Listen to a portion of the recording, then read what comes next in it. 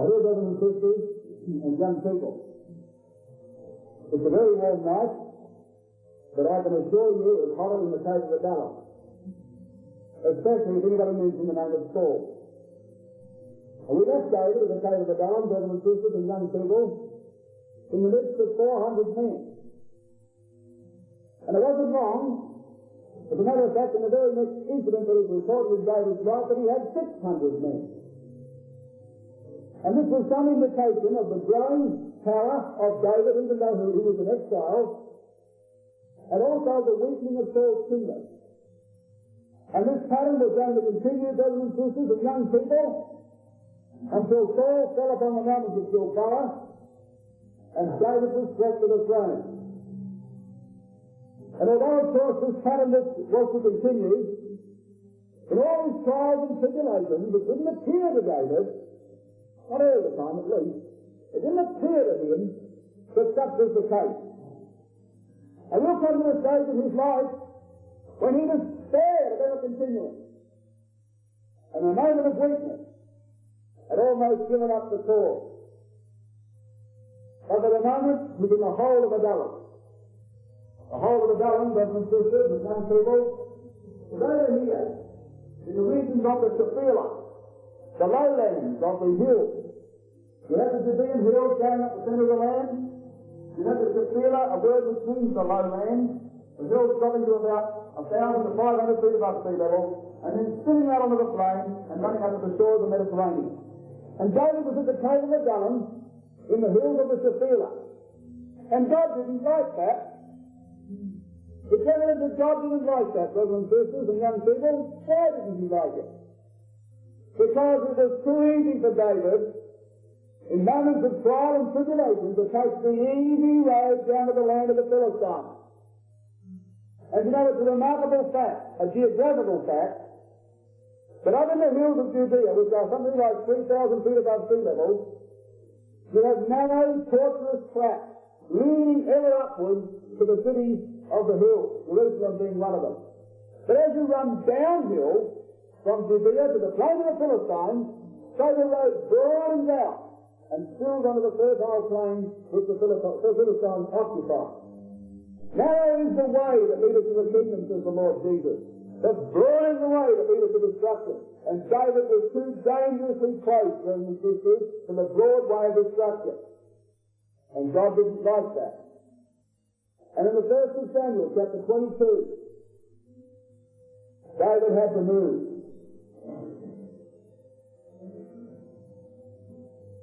In the 1st of Samuel, chapter 22, verse 5, and the prophet Gad said unto David, Abide not in the hole, depart and get thee into the land of Judah.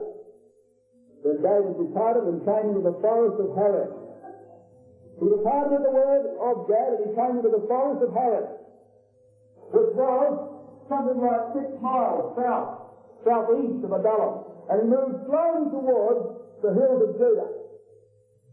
Now it's interesting, brothers and sisters, and young people, to pause at this stage and wonder why that Gad, the king's seer, as he was called in 3 other places in the record, why Gad should instruct David by the word of Yahweh to move into the hills of Judah.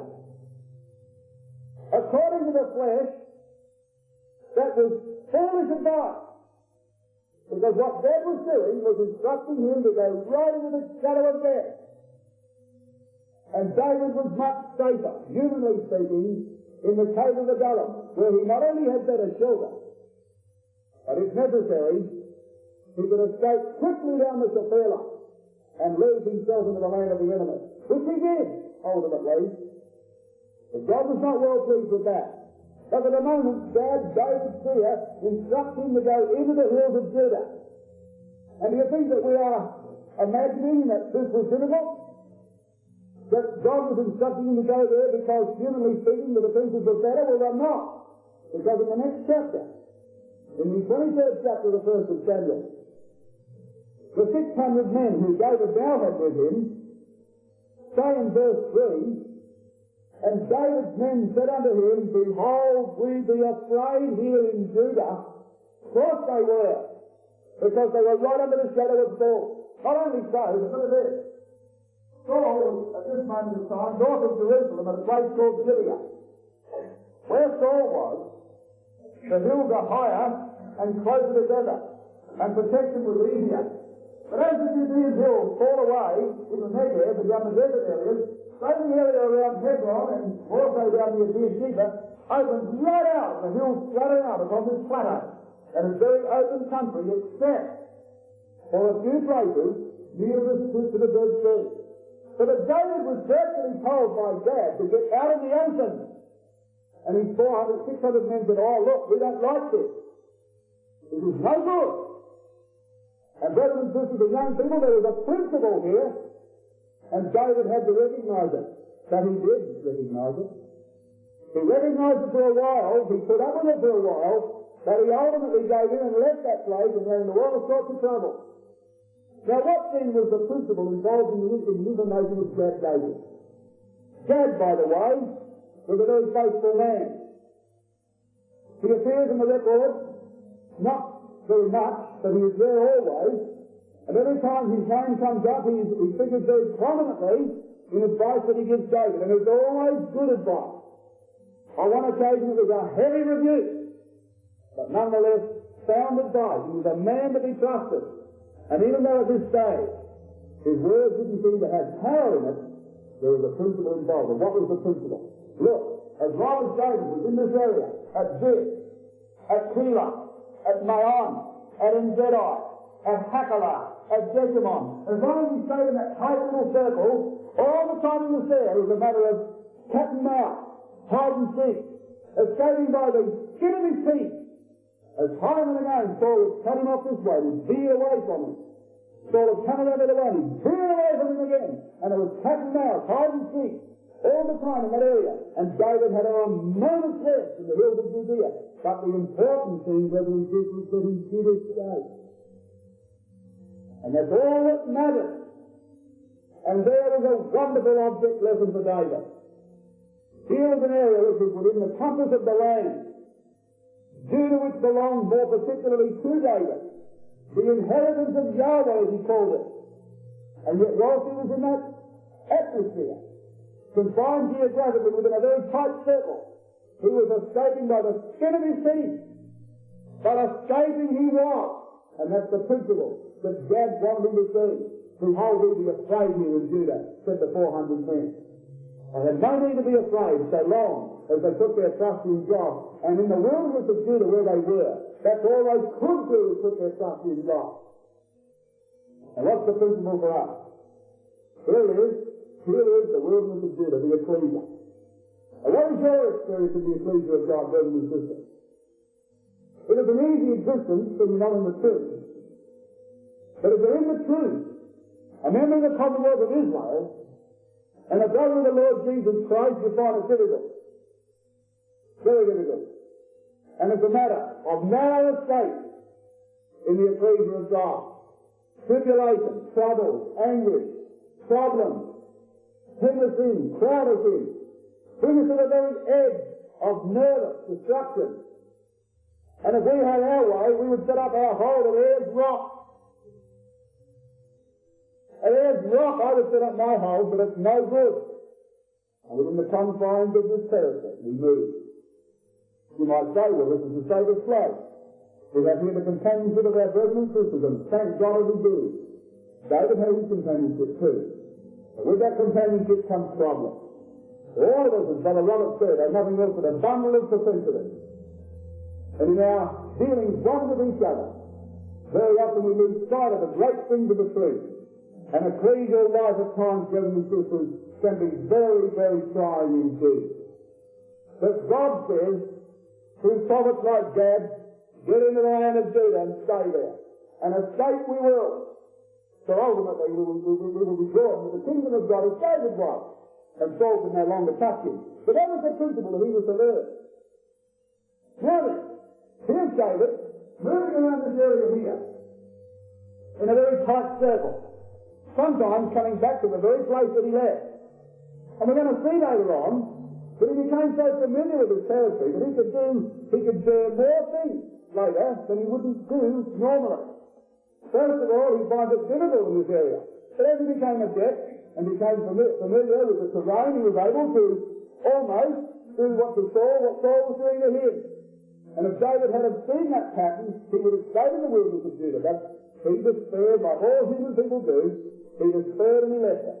But you see, brothers and sisters, not only did God invite him into this situation, but he put him there not merely to be protected by divine providence and to learn this lesson, but he was told to help his brothers and sisters, to love his enemies, to do good when he was done evil to. Not to render evil for evil, but good. And whilst he was in the wilderness of Judea, he exercised tremendous influence over the people in that area. And although at the moment they didn't appreciate that, and showed very base ingratitude, ultimately the things which David done in this area were the very things that introduced him to the throne. Because it was into this area that he came, where he was readily accepted by the people, who remembered at last the goodness that he brought to them in this particular area. You know, brothers and sisters, he's a fugitive from Saul, hated and hunted by his brethren. And what was he doing? He was a wildfire around the ecclesia, protecting it from its enemies. And whilst he's slipping away from Saul and running, yet in effect he's the greatest defense that Israel's got. And we see it coming out of this record so powerfully how that God directed him into this way. And how can we do the same? Very often we malign and criticise. Never mind about it. Do good, brothers and sisters, and show the attributes of a true shepherd. But even when the sheep do not appreciate the work of the truth which is done on their behalf, never mind. Remember this, that this is our avenue of work, and there we work faithfully as long as we're given that task to work. And David had a very bitter lesson of base ingratitude when he went and delivered the city of Keilah. The city of Keilah. And in the 1st of Samuel 23, we find out what was happening here.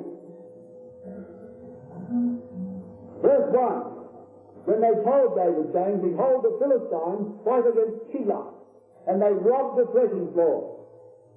And so it was springtime, and they were in the process of threshing. And the men of Keilah, of course, getting out in the open and threshing their grain, and the Philistines, the opportunists, waiting the opportunity, yes, it's harvest time in Israel, free feed, waiting for the people to thresh their grain, and in those fruits, and take the bounty. And this is what they were suffering in the wilderness of Judah, until David came. And now then he thinks to himself, he'll inquire of Yahweh, shall I go and smite these Philistines? I wonder what we would have said, brothers and sisters, young people. Serve them right. Serve them right. There's the judgment of God upon the guilty. We knew it was coming for years. Not David. He was different than you and I. He was a man after God's own heart. I wonder whether I ought to go and smite the Philistines.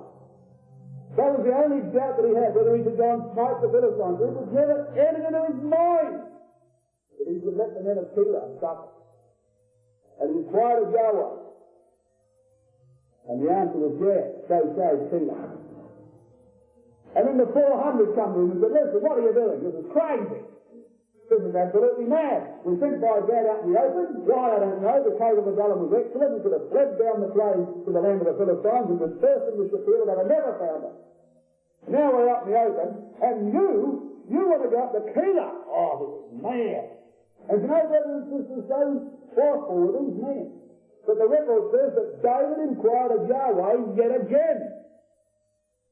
You see, he wasn't a man to press his opinions above others, even when he knew he was right.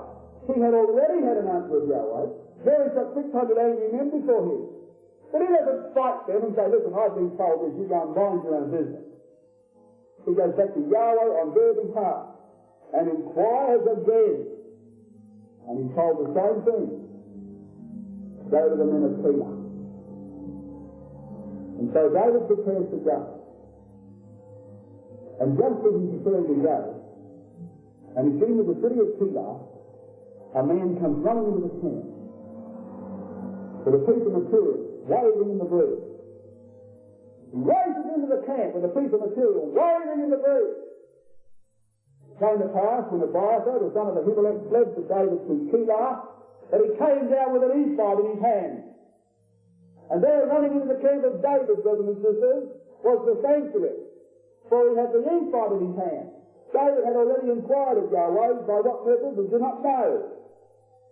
But as if Yahweh was going to bolster David's confidence and courage at this state, having had heavy pressure from 600 men, having to ask twice about this matter, running into the camp comes Abiathar, the only one who escaped from the slaughter of Doeg of the priest.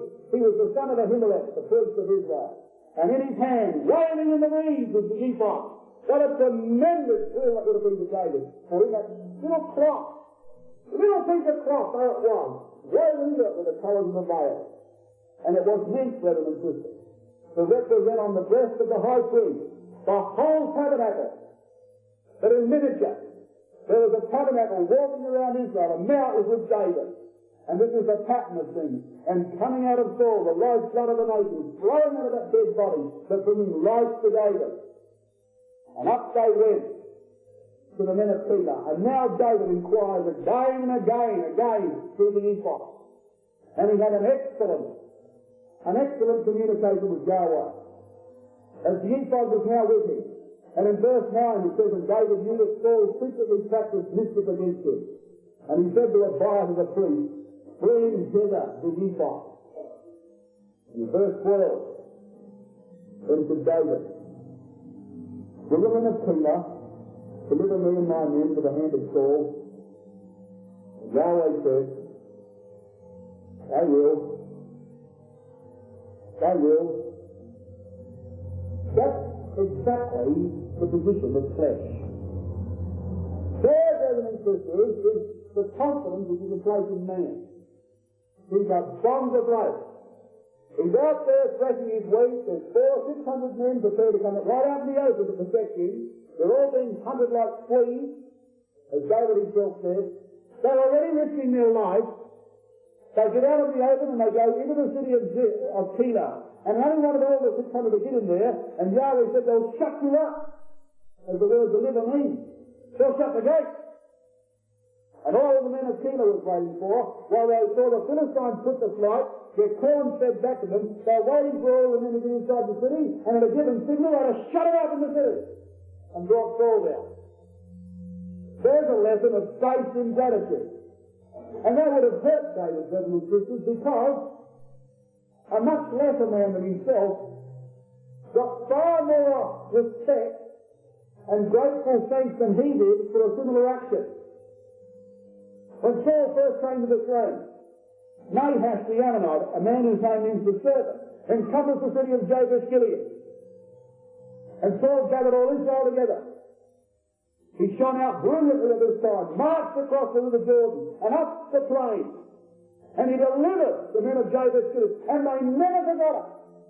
And when the kingdom was weakened, when Saul's insanity had gripped him, and David sent a message to them to come to him, they remained loyal to Saul the day of their death. They went to Bethshean and got his body off the wall of the city. They got the bones of his bodies of his sons, burned them and buried their bones, and revered the place where they were buried. A lesser man than David got the gratitude of those people, and here's the men of Keilah, waiting for them all to get inside the city to lock the gate. Now there's a lesson of faith in gratitude. But God wasn't concerned with the action of the men of Keilah. He was watching steadily the reaction of a man called David. And this, brothers and sisters and young people, is something we want to keep in mind. David hadn't completely learnt that lesson. He was going to be taught it, and we're going to learn about that tonight. And he was taught it magnificently by a woman. God wasn't concerned with the action of the men of Keilah. They could handle that situation. The one that God's eyes were upon, brothers and sisters, and never left him was David. How would he react to that?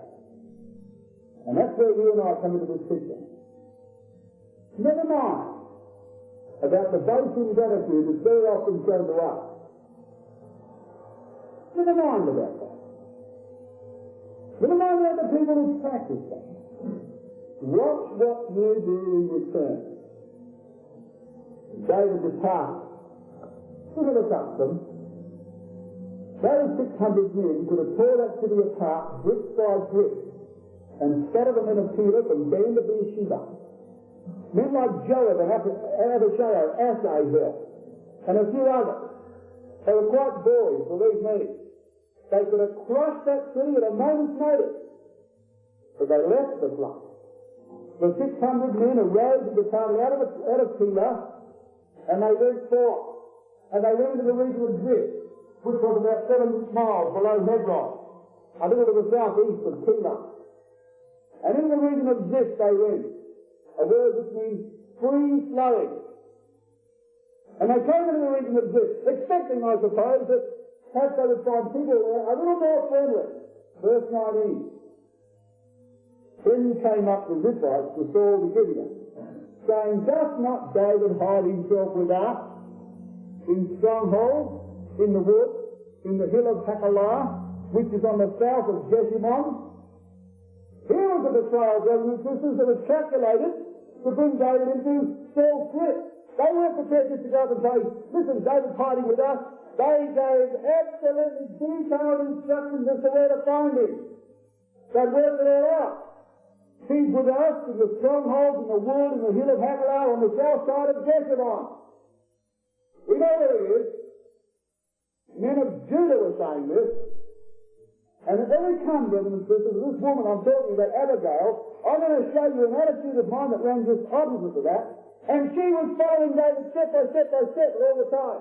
She knew all that he was doing. She knew all the circumstances of his life. And what's more, you will see in a minute, she knew how David was reacting to those circumstances. And she was anxious that David's reaction might sometimes get out of control. A woman was doing that. And she was married to one of the greatest robbers that ever lived. But here's the Ziphite watching it. Pinpointing his position and going up to Saul with this intelligence. And in the 54th Psalm, David records his reaction to that. This is thrilling, wouldn't it?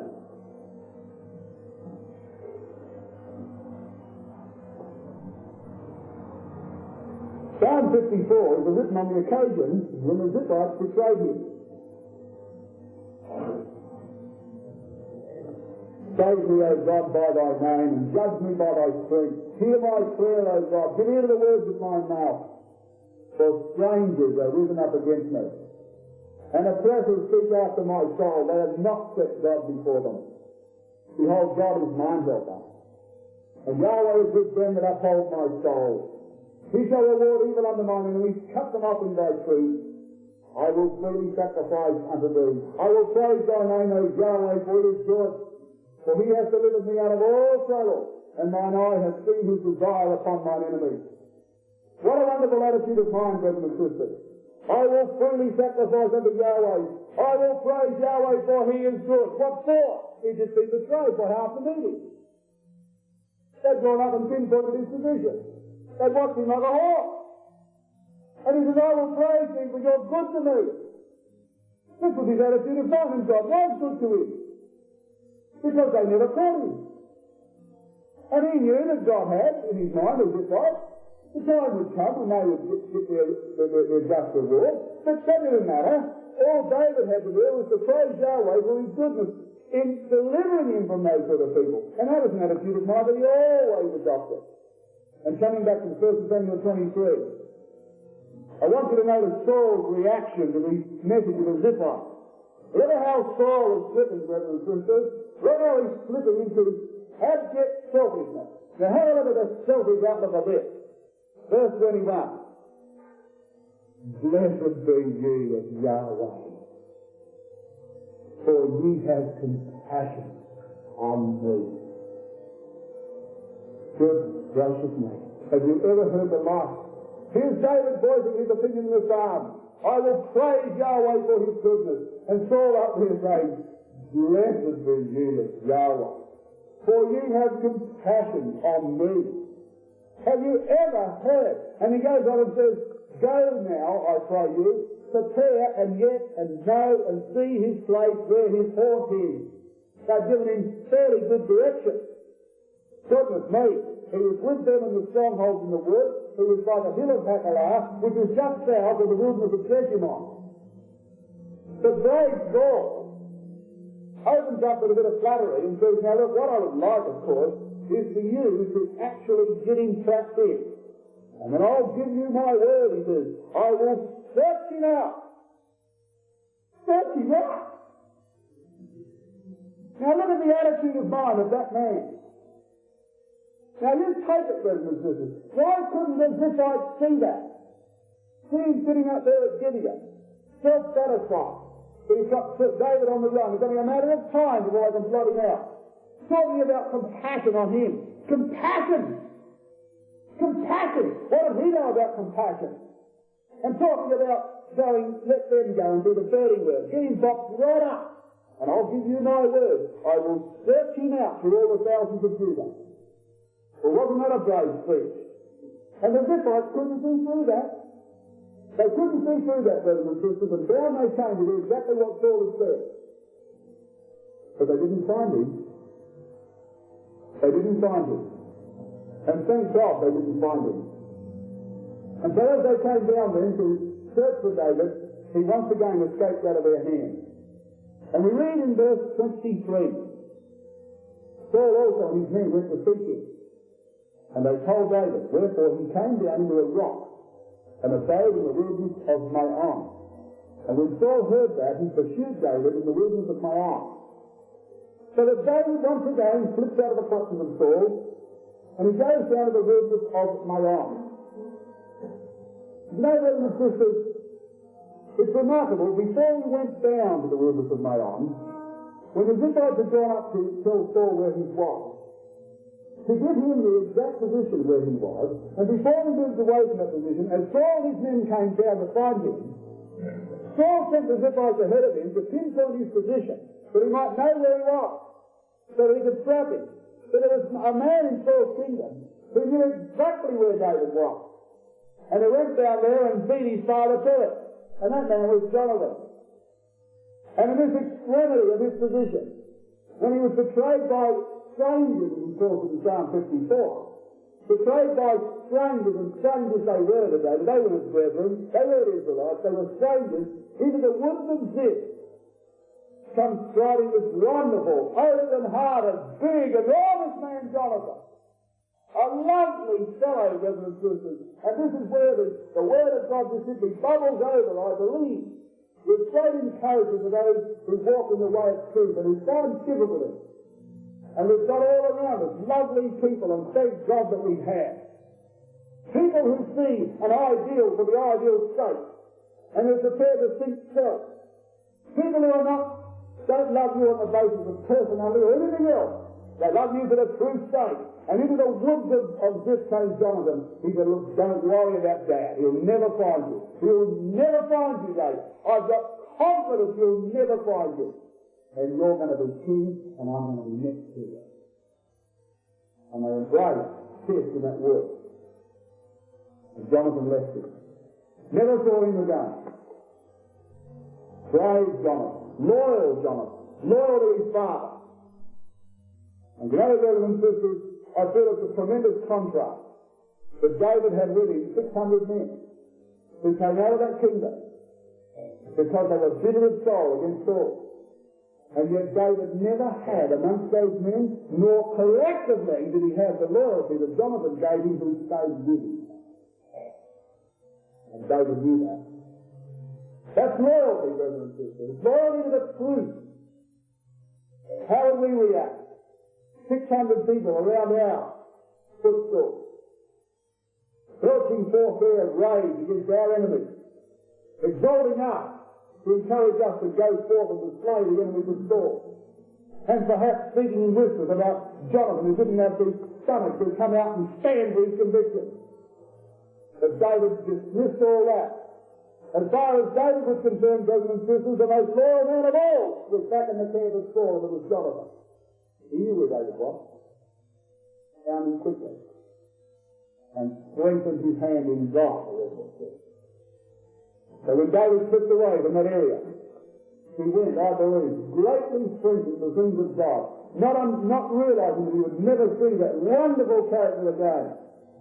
never seen again until the kingdom age, when that love between the two of them will be renewed. And so it will go on into all eternity. And so into the wilderness of Maon they came. The word Maon means habitation. And it was one of those regions, but that was Hebron here, where there was a maze of hills and valleys all tossed together in wild confusion. It was a very small region, but it was an excellent region, brothers and sisters, for hiding. But it also had its dangers, because it was so wild and intertangled, the valleys and the hills, that whilst it was easy to hide, it was also easy, very inadvertently, to run into someone coming around the next corner. And when they were hunting each other in this region, David was in constant danger that at any turn of the road he could be face to face with Saul. And Saul came down with 3,000 men. He had 3,000 in his standing army. 3,000 he had in his standing army. He perhaps had many more men in his army, but he had 3,000 that he kept at the ready at all times. And he moved a whole lot of them in that region. And there's 3,000 fellows walking around that area. And there's 600 of David. So there's 3,600 men dodging and twisting in this very, very confined area, which was a maze of hills and valleys. And David was in desperate plight in the wilderness of Maon. Until finally, in this jigsaw puzzle, in this maze, it so happened in verse 26 that Saul went on this side of the mountain, and David and his men on that side of the mountain, and David made haste to get away for fear of Saul. For Saul and his men compassed David and his men round about to take them. And so it came, brothers and sisters, that they came either side of the mountain. And in his haste to get away, Saul encompassed David and got him. He got him at last, boxed up in the wilderness of Maon. It's only a matter of time now, it's all over. And David knew that. And all of a sudden, somebody comes racing with a curve of Saul. The Philistines! The Philistines! Really, the Philistines! Look, the Philistines are in Judah! So Saul goes, do not look after the Philistines. And David left in the wilderness of Maon on his own. And he called the place Selah Hamalekah. Verse 28. Selah Hamalekah, the rock of division. Or as it's more correctly understood from the Hebrew, the rock of slipping away. And so he called the rock of slipping away. And there, brothers and sisters, he slipped away out of the hand of Saul. And in the 31st Psalm, these words could well have been written on the basis of experiences like that. Look in Psalm 31. Reading from verses 1 to 5.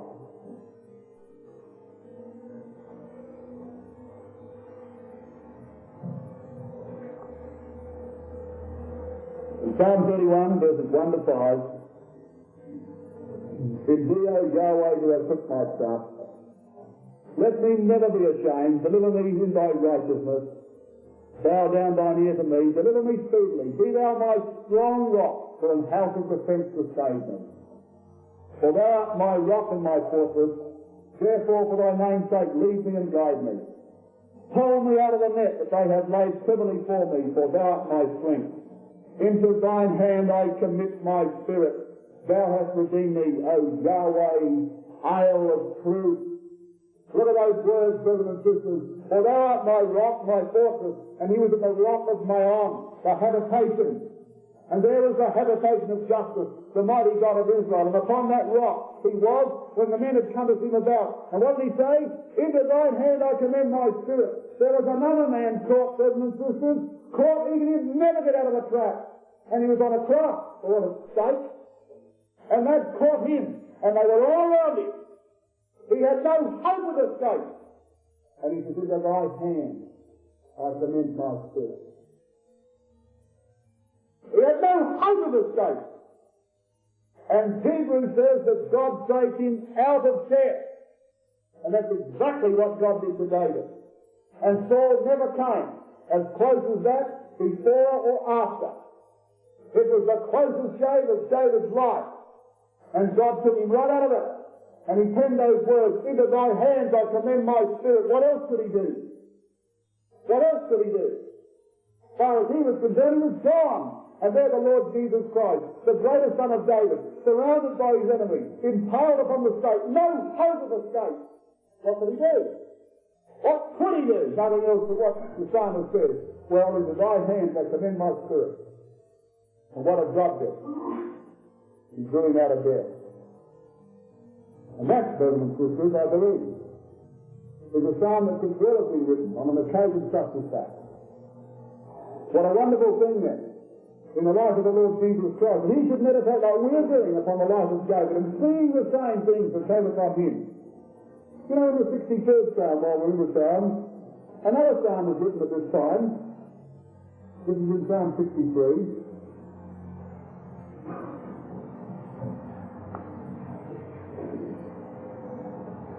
In the 63rd Psalm, in verses 1 and 2, we read, for example, on the top of the Psalm, that it was when David was in the wilderness of Judah. And he says, O God, thou art my God, early will I seek thee, my soul thirsteth for thee, my flesh longeth for thee in a dry and thirsty land where no water is, to see thy power and thy glory, so as I have seen thee in thy sanctuary. Then in verses 6 and 7, when I remember thee upon my bed and meditate upon thee in the night watches, because thou hast been my help, therefore in the shadow of thy wings will I rejoice. You know, brothers and sisters, when you read things like that, you want to get hold of that psalm and grip the spirit of it. You want to read that when he was in the wilderness of Judah, and there he was in a dry, parched land. And you can imagine him on the night watches, when the other men were asleep, and the stillness of the Judean night. It was spring, because the threshing floors were being robbed. And in the season of the Passover, when all Israel were abiding under the shadow of divine protection, or they should have been, remembering the great deliverance from Egypt, there was a lonely man in a dry and thirsty land, and his heart was just going out of him towards the city of Jerusalem. And whilst those 600 slept, he was meditating in his night watches, speaking, brothers and sisters, of the wonders of the power of God that were manifest in that land. You can't appreciate his feelings on those occasions, in such circumstances. And yet those are the feelings that was engendered in this wonderful man of God. Praise God that we shall emulate him in all our tribulations and in all the circumstances of our lives. And you know, there's no greater force in our lives that when troubles crowd upon you, when problems have been heaped upon you, is to stand on your toes and look at the city of Jerusalem over the top of it all, and to see it, brothers and sisters, as the city of God, the habitation of justice, the rock of salvation, and to put our trust in God, that ultimately we'll be taken right out of the troubles and delivered into that city. And David forever looked towards that city. And there he was, driven all around it, never could get down to the worship of God. Of course it wasn't at Jerusalem at this time. The tabernacle wasn't there. But nonetheless, he was nowhere near the brothers and sisters, away from the courts of Yahweh. And yet, in effect, he had more worship in that camp of the 600 that Saul had at this present moment of time. And it was going to go more and more that way. But for the moment, he's on the run. 1 Samuel 24. And on the run he continues.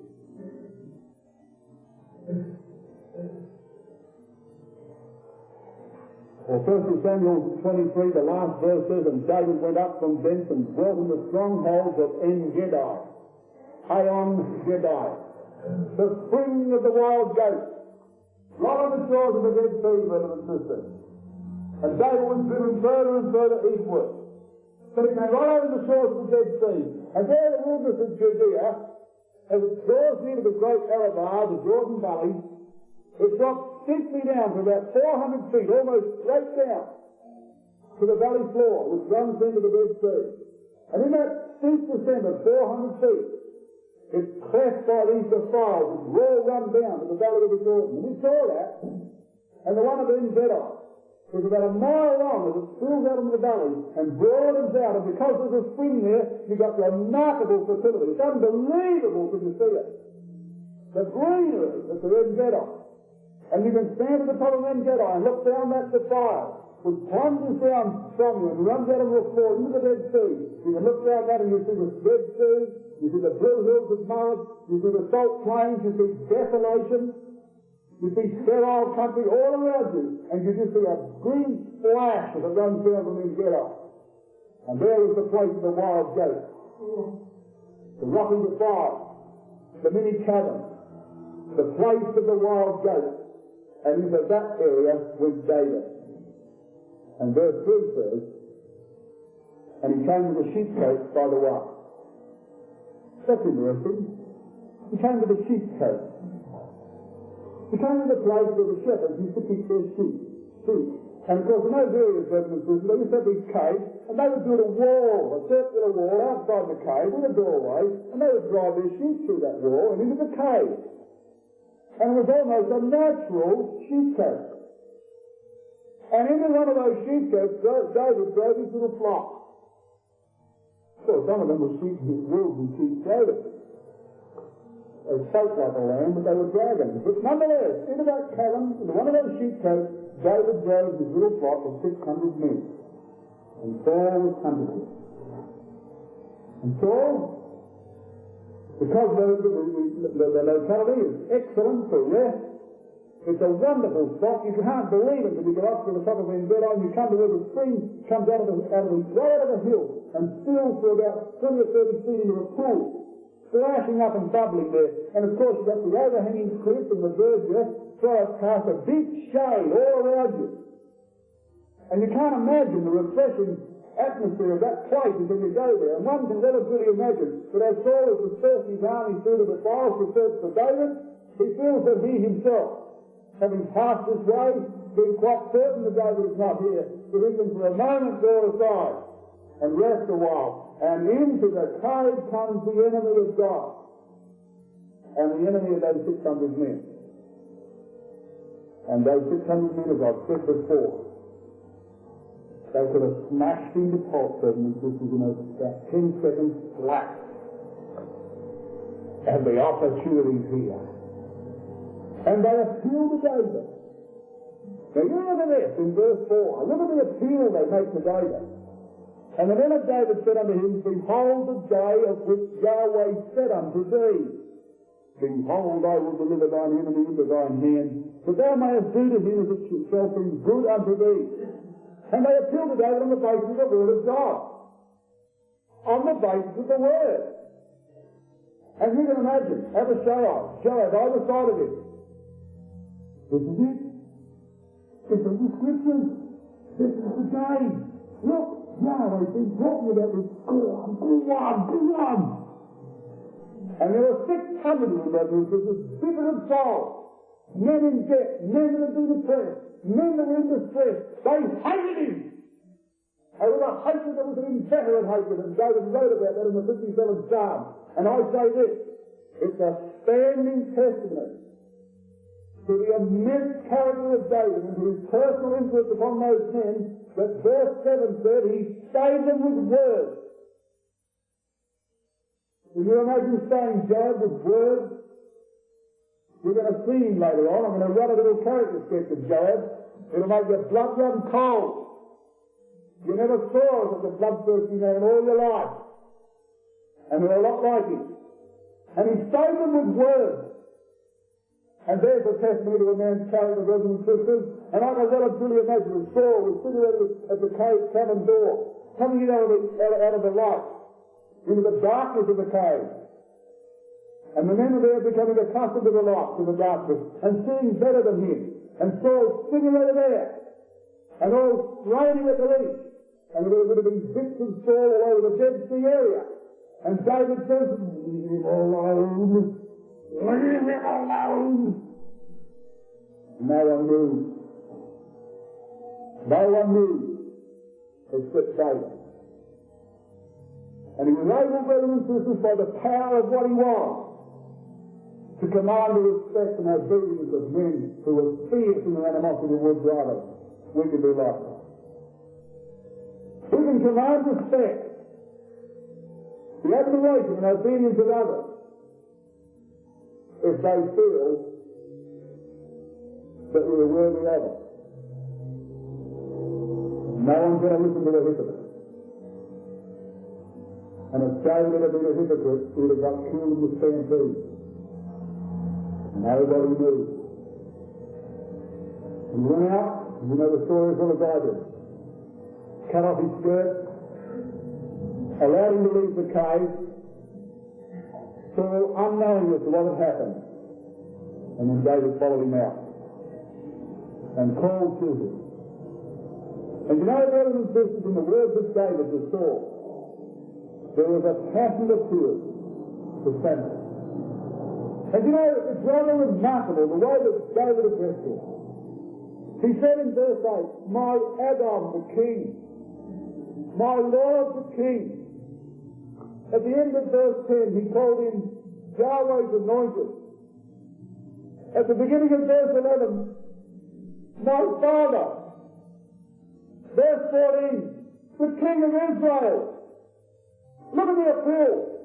As he walks out behind Saul, draws his attention, Saul swings around. "My Lord the King. Yahweh's anointed. My Father. The King of Israel." And all that was driving Saul on his mad course, brothers and sisters, was his fear that David would occupy every one of those positions. That David would be the Lord and the King. That he would be Yahweh's anointed. That he would be the Father of Israel. That he would be the King of Israel. And there's poor David telling Saul, "I don't want it, Saul. I'm prepared to recognize your right. You're a better man than I am, Saul, as far as that's concerned. You've been anointed by Yahweh. I don't. My Lord the King. Yahweh's anointed. My Father. The King of Israel." And all that was driving Saul on his mad course, brothers and sisters, was his fear that David would occupy every one of those positions. That David would be the Lord and the King. That he would be Yahweh's anointed. That he would be the Father of Israel. That he would be the King of Israel. And there's poor David telling Saul, "I don't want it, Saul. I'm prepared to recognize your right. You're a better man than I am, Saul, as far as that's concerned. You've been anointed by Yahweh.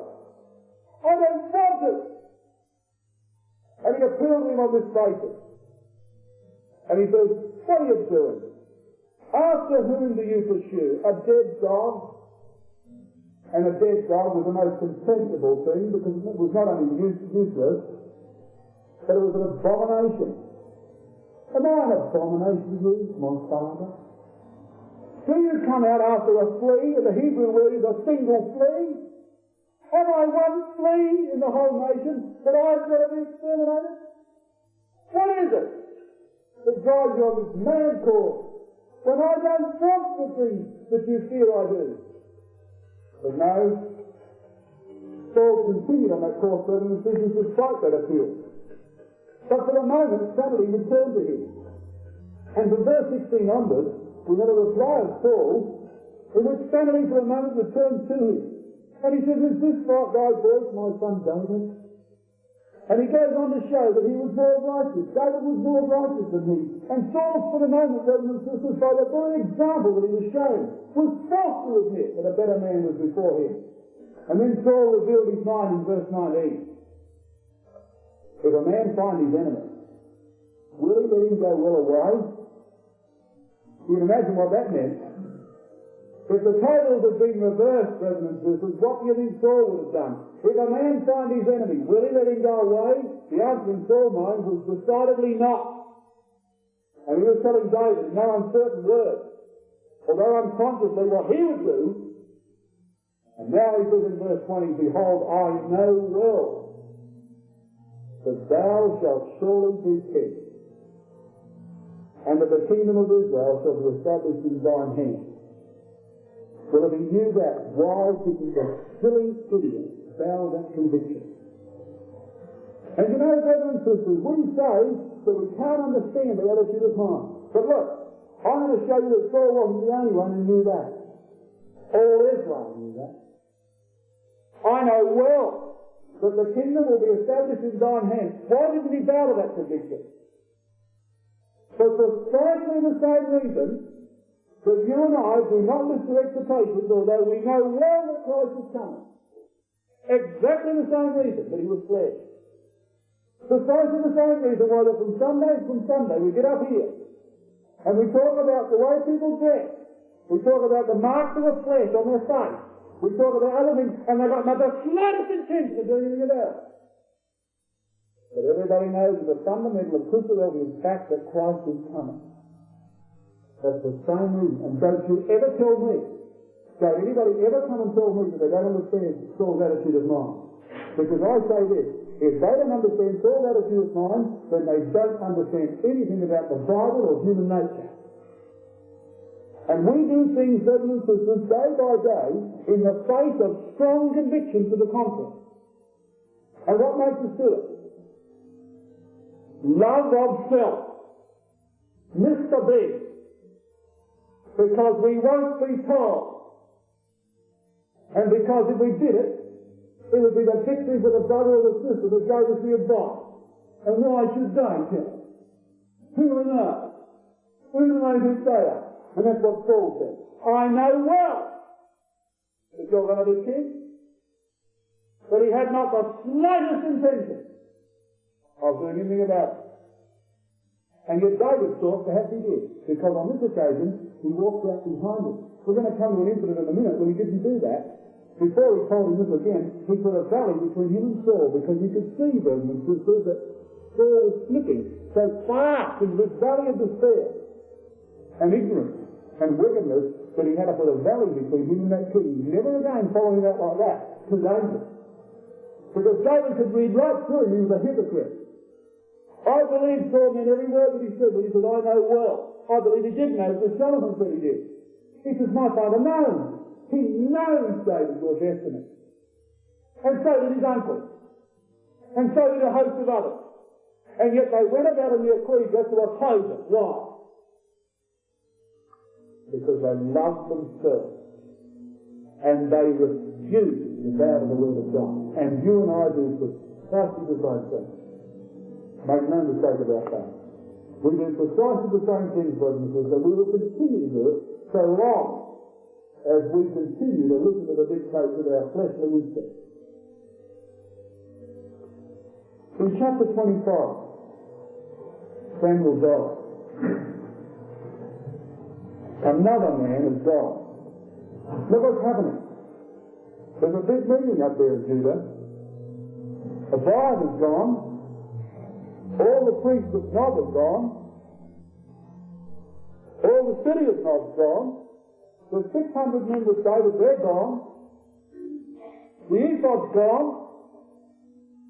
And Samuel's now dead. One by one, brothers and sisters, the pillars of the truth are falling out of Israel. And what did David do? What did he do when Samuel died? All Israel gathered together to bury him at Ramah, the height. The word means the height, and he was the height of Israel. Of course he was. What did David do? He went straight down to the wilderness of Paran. He went further and deeper south. Because he knew, brothers and sisters, that there was up at Ramah at least a little school of the prophet, with an aged man presiding over them, who represented a bit of common sense in Israel, and they were exercising a bit of restraint. And as soon as David heard that Samuel died, he went for his life in the wilderness of Paran. Why should he? Because he knew that further restraint was lifted from Saul. And when he came down there, he came to a place called Maon, and in the region of Carmel, where there was a man who had great possessions by the name of Nabal.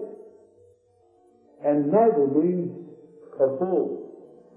And that's exactly what he was. And in verse 4, David heard in the wilderness that Nabal did shear his sheep. Now, brothers and sisters, it was an eastern custom, but at the time of shearing, of course, they used to get a lot of help from all over the place. They would collect together a team of shearers, much as they do today, and they would all participate in the shearing of the flock. And it was a custom on these occasions to make it a great festival. We have one later on, for example, when Absalom was shearing his sheep, and he called it Great Feast. And this was the custom of the day, so that everybody came along with the shearers, and they had a great feast to celebrate the shearing. Nabal had great possessions. David heard that he was shearing his sheep. So he decided that Nabal ought to share his bounty. Why? Well, look what David had done for them. Verse 7. And now I have heard that thou hast shearers. Now thy shepherds, which were with us, we hurt them not, neither was there aught missing unto them, all the while that they were in Carmel. Those were David's words to Nabal. Later on, the shepherds themselves confirmed that, and they said in verse 15 and 16, that the men were very good unto us. We were not hurt, neither missed we anything, as long as we were conversant with them, when we were in the field. They were a wall unto us both by night and day. All the while we were with them, keeping the sheep. A wall unto us. The wilderness of Paran, brothers and sisters, the last outpost of Judah. Beyond the wilderness of Paran was all the region where all the Bedouin tribes roamed. The fierce tribes of the desert. The Amalekites were down there, with a host of others. The Edomites were down there. And there were a host of others who used to come streaming up into Judah, and to have a place down here, like Nabal had, and to be prosperous, that man was very, very blessed indeed. And the reason for this present prosperity was that the shepherds were unmolested, because there was a wall around them. It had some pretty solid bricks, believe me. There was a wall around those men, and they never missed a thing. And you can only paint the picture in your own mind of what would have went on in that wilderness. As the shepherds would have brought their sheep into the field, and they would have seen David's men. They would have gone over, shook hands with them, or whatever they did in those days, made friends with them, talked with them, protected them by night, shared their watches, made sure that they kept the Amalekites further and further away from them. Not a sheep was missed while David was there. He had every right to share in that feast. And so he sent a message to Nabal. What was his reply? Verse 10. Who is David? Who is the son of Jesse? Having many servants that break away every man from his master. A vagabond. What? A renegade to my feast?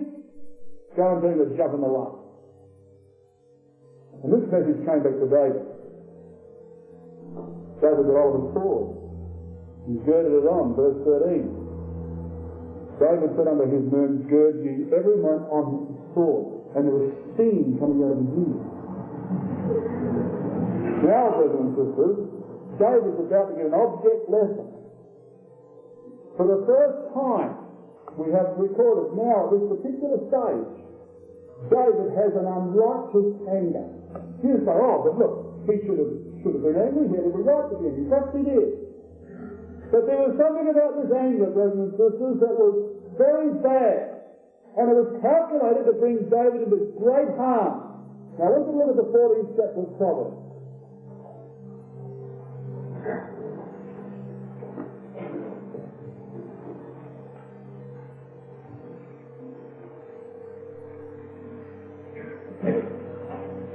In the 14th chapter of Proverbs, and verse 29.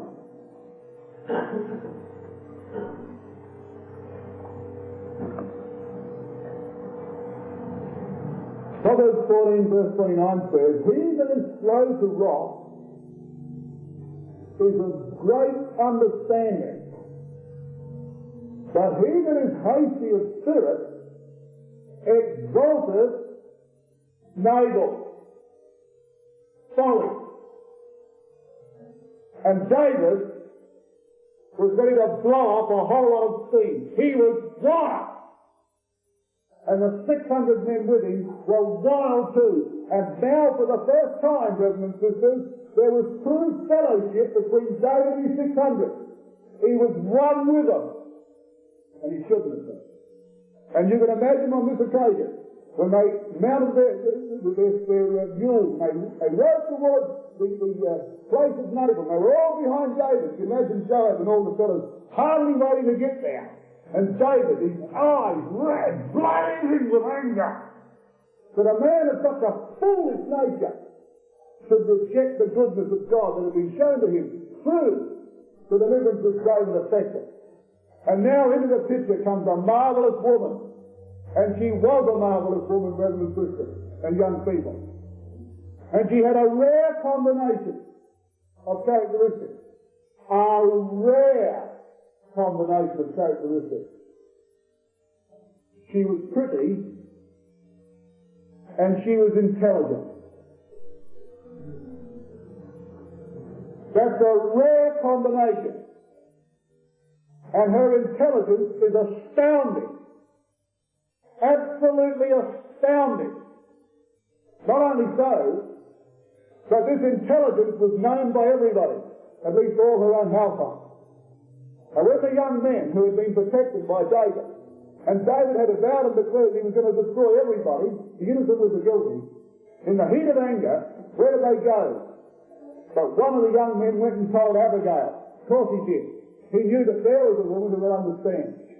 And in this record of David's life comes one of the most remarkable characters. And here's a list for our sisters. Thank goodness they're not good looking, so they've got a better chance of being intelligent. But into this record comes a character that I think is going to be a great stimulus for young people, young sisters. They've got to, look, here's a woman they can emulate. Now I want you to follow through this woman's character.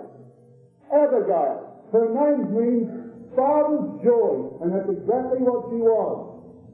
She was her heavenly Father's joy, in every sense of the word. How on earth she became married to a man like Nabal, I will never know. There must have been a time when she didn't have intelligence. But there you are, they were married. This character, this woman, and this man.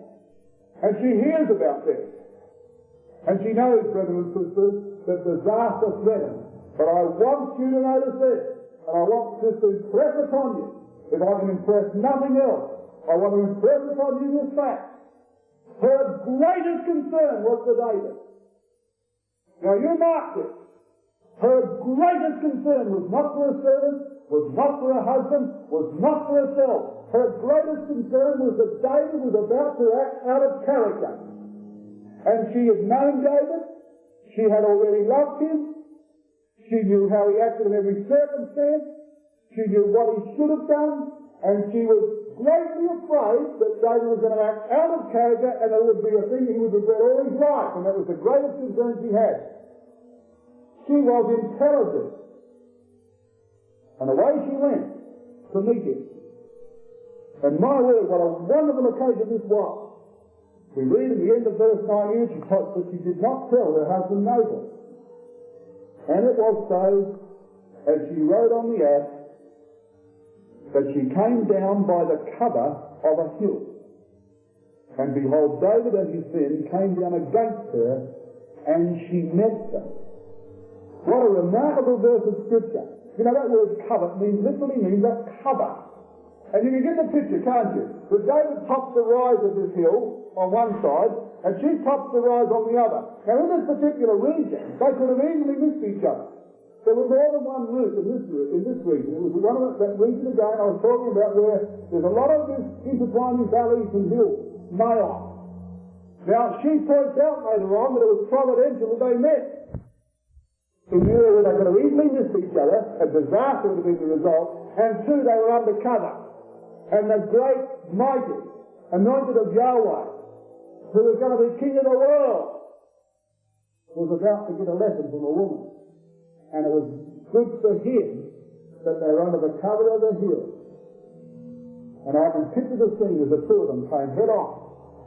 And David just breathing out, threatening his slaughter.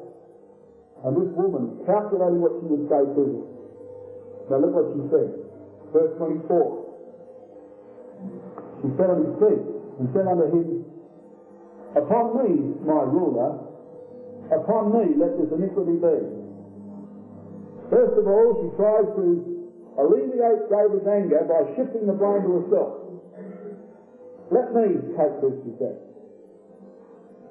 Now in verse 25, the first thing she points out to David is that she says, I pray thee, regard this man of Belial. Let not, my Lord, I pray thee, regard this man of Belial, worthlessness, even Nabal.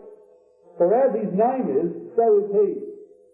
Folly is his name, and folly is with him. She had a great respect for her husband. But you see, she wanted to point out to David, brothers and sisters, that there was no sense here of false loyalty. Loyalty is one thing. When loyalty is carried to extremes, it's a bad thing. She wanted to point out, first of all, to David, she knew the character of her husband and was quite well aware of that character, and that because that she was his wife, she was not going to accede to the fact that folly should reign. No, sir. She said, my Lord the King. Or my Lord, she said, you don't regard this man of Belial. Forget him, deal with me. This is what she's saying. Now therefore, in verse 26, my Lord, as Yahweh liveth, and as thy soul liveth, seeing Yahweh hath withholden thee from coming to shed blood, and from avenging thyself with thine own hand, now let thine enemies and they that seek evil be to my Lord be as Nabal. Look what she's saying.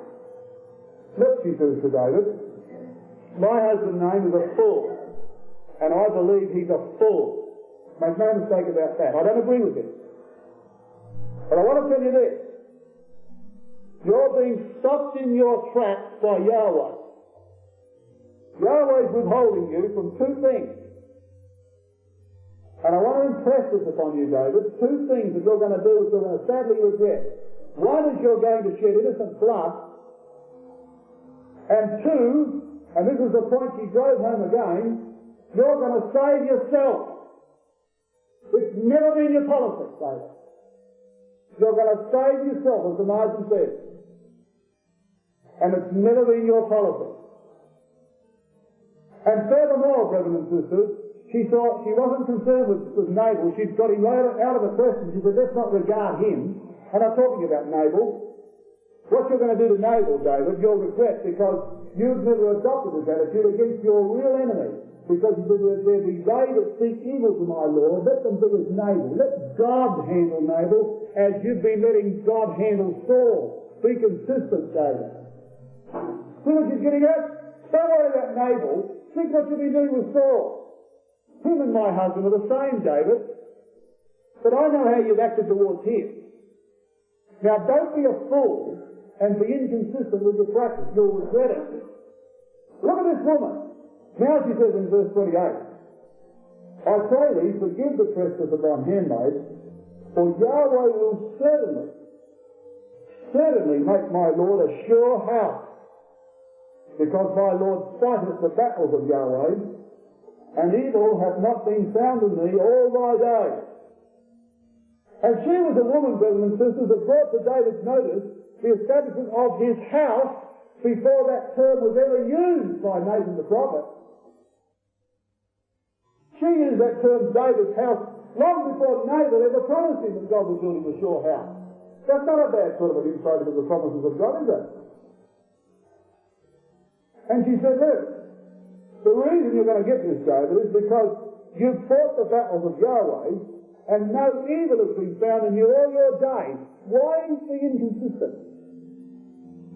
Yet she says, a man is risen to pursue thee, and to seek thy soul, but the soul of my Lord shall be bound in the bundle of life with Yahweh thy God. And the souls of thine enemies, then shall he fling out, as out of the middle of a sling. And there was intelligence. What better calculated, brothers and sisters, to appease the wrath of a man that a woman should make a veiled inference to some of his victories? And David would have considered this, and she said, look, a man is risen to seek thee. She's not worrying about Nabal. He's forgotten. He's an idiot. All she's worrying about is Saul and David and his attitude to Saul. Now, you note that. And she says to him, look, the issues of this, David, that your life is bound up in a bag of life. That your enemies, he will fling out of the sling as with a stone. And when David went to fight Goliath, he had 5 stones in a shepherd's bag. And it was the grace of God, brothers and sisters, all through his life that had saved him. And that stone went straight into Goliath's forehead. And there was a very deft allusion to the slaying of Goliath and the providence of God in keeping him in a shepherd's bag. She said, use your brain. Let God handle the situation. Remember Goliath. Remember Goliath. You never went out in anger, David. You went out in supreme confidence that Yahweh would avenge himself, not you. You weren't going to save yourself. Yahweh was going to save you. Now you be careful. Now look at verse 31. That which shall be no grief unto thee, nor offence of heart unto my Lord. I that thou hast shed blood causeless, all that my Lord hath saved himself. But when Yahweh shall have dealt well with my Lord, then remember thine handmaid. What a wonderful thing, brothers and sisters. She summed up the whole position and said to him, now look, David, all I've said to you is this. Nabal is a fool. Now, David, why should a fool entice you to be as foolish as him? Leave him alone. He's an idiot. Now, David, listen to me. You're not fighting Nabal, you're fighting Saul. And you've fought him on sound principles. And those are the principles that are going to take you into the kingdom and make you a sure house. Now, those principles, David, have been this. That you have never shed innocent blood, and you've never made an attempt to save yourself. Don't let a fool draw you into inconsistency. A man has risen up to pursue you, David, and you've been pursued by him. The issue's been clear to you, David. You've been hit as a shepherd's bag, and it's Yahweh that's flinging them out of the sling. Let him continue. But when you come to the throne, nobody can look back on this incident and say, there was an occasion when David lost trust in God and saved himself. And when you do come to the throne, David, remember me. She was a very intelligent woman.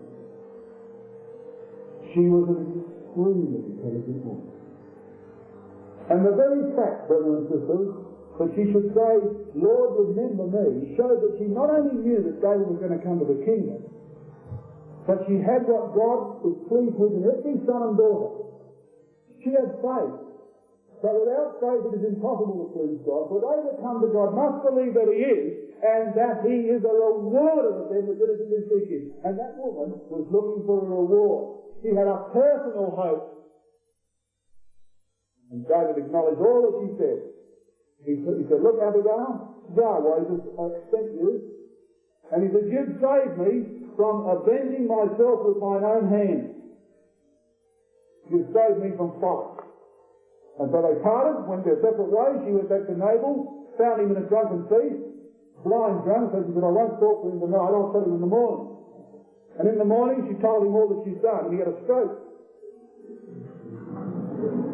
His heart died within him, and became as a stone. And 10 days later he was dead. She was right, brothers and sisters. Matter of fact, she was dead right. 10 days later she was right, and he was dead. Yahweh had handled him. And David had been delivered from a very grievous error that could have blotted his copybook. And I want you to, I'll repeat again for the sake of you all, that the chief concern that woman had was not his vengeance upon Nabal, but that he should act out of character in his fight against Saul. And she was watching that fight with the closest intent, waiting for its ultimate outcome, that she herself might join herself to David. That woman was extremely intelligent, and she was married to a man like that. A wonderful character. And the record says that David took her to wife. He sent a message unto her. And when you read the record, you can almost see her falling over herself to get to David. And she lived, brothers and sisters, in opulence and luxury. The man had many possessions. He had flocks and herds. He had all sorts of things. And she left that to go to David, and she went straight away. And where was she? In the hills of Judah, down in the land of the Philistines, taken captive by the Amalekites. Abigail, the wife of David, and his children were taken with them. And she was in dire circumstances. But she came to the throne with him too. And was a wonderful woman in his will. A beautiful woman with whom David could have intelligent conversation. They are rare characteristics. And David would have, I believe, great consolation in a woman like that. And there's an example for our sisters to follow. Use their intelligence that God has given them, and to use it for the good of others, and to see that their brethren act consistently in the things of the truth. To give advice when necessary. Never to take the authority of your lordship. That's not their prerogative. But to give tender and sweet advice, as this woman did, saved David from a holocaust, which he would have been victorious, no doubt about that, but which he would have regretted for the rest of his life. And then comes an incident which I want to finish with, in verse 26. in chapter 26, of the first of Samuel, when the Ziphites came to Saul to Gibeah again. Wonderful people, the Ziphites. And again they betrayed David. And we learned that David at that time was at the hill of Hachilah, which means the hill of hiding. And so Saul came down in verse 3 and pitched in the hill of Hachilah. And David sent spies out and understood that Saul was coming very deep. David's intelligence system was terrific. Now you see, at this time that Saul came down into the territory of Ziph, it's David this time that takes the battle to Saul. And you see, there's a wonderful thrill in this. You see how that David now takes the initiative in this area, an initiative, by the way, which he gave away later on. He couldn't understand this, but he sent out his spies. They watched Saul come down. He knew all the nooks and crannies now. He could follow him intelligently, and down he came, and he settled down in the camp, and David knew where he was. So David saw the place where Saul lay, and he saw the place where Abner the son of Ner lay. And Abner the son of Ner, brothers and sisters, is now brought into the record very prominently for a reason. So David goes down to the hill of Hachilah, and across this valley, this great space, as in verse 13, across the great space, there in the darkness was the camp of Saul. So David turns around, looks at two fellows, Ahimelech the Hittite, and Abishai, the brother of Joab. Who wants to come down with me? Abishai got his words out first. He was a fast talker. And I could imagine that they were courageous men, make no mistake about this. They were men in those days. And Abishai, I think, would have fallen over his spear getting out of the front. I'll go. They're right, I'll go. Right. Abishai, brothers and sisters, father of generosity. He was very generous. Really generous. Even with his sword. In every incident. He was a man in the 2nd of Samuel 23 that stood up 300 men on one occasion. Stood them all up. A whole lot of them in the field. 300. I'll go. Down they went. Terrific occasion this. David had a purpose in this. You see how David has taken the initiative now. And down they go. And as I pointed out the other night, they stood over Saul and they kicked him out because it was the custom in those days for the king always to stick his spear in his head. So that in the middle of the night, anybody wanting to find the king would only have to find a sword standing up in the ground and there he was. So there was a spear stuck in his head. And there's Abishai and David standing over him, and all the men around him asleep. Come on, Dave. Give us a go. What? Can you imagine? He'd have put him about 6 foot under. And so David, no, look, Abishai, destroy him not. Pick up his spear. I want that water bottle. Come with me. Down over this valley, up the other side. Now David's got a purpose, doesn't he? Because David perceived something going on in Saul's kingdom. Although he was isolated from the hills of Judah and from where Saul's kingdom was, David knew what was going on. And when there was a great space between them, and I want you to capture the scene, David calls out, "Hey, Abner! Abner, start. Quick darkness. The voice of David rings through the air. All the army's awake. Saul's awake. And this voice ringing through the valley. Abner! My word, you're a valiant man. My word. Who is like to thee? Abner, father of life, as his name was. Father of life. Who is like to thee in Israel, Abner? You haven't done too good tonight, Abner. And you can imagine Abner. Marching up in there. With all the men around him looking at him. Abner the son of Ner, captain of Saul's host, brothers and sisters, the opposite number to Joab. Joab killed him later on, murdered him. And Abishai was in on it too. He got his wish. And the two of them murdered him. But there he was now, listening to the voice of David. And David was indicting him, and he had a good reason to indict him, because that man was a madman. He had the same characteristics as Saul. And he was the man, more than anybody else at this time, that was stirring Saul up against David. And David had his opportunity. You're a mighty valiant man, Abner, aren't you? You're the greatest of Israel, the father of life. You haven't done too good tonight. Where's the king's spear, Abner? Search around in the dark for it. That looks certain it's not there. I've got it, Abner. And he lay right alongside of me. And you can imagine, Abner, singing with rage, brothers and sisters. Because he'd been caught out. Why had he been caught out?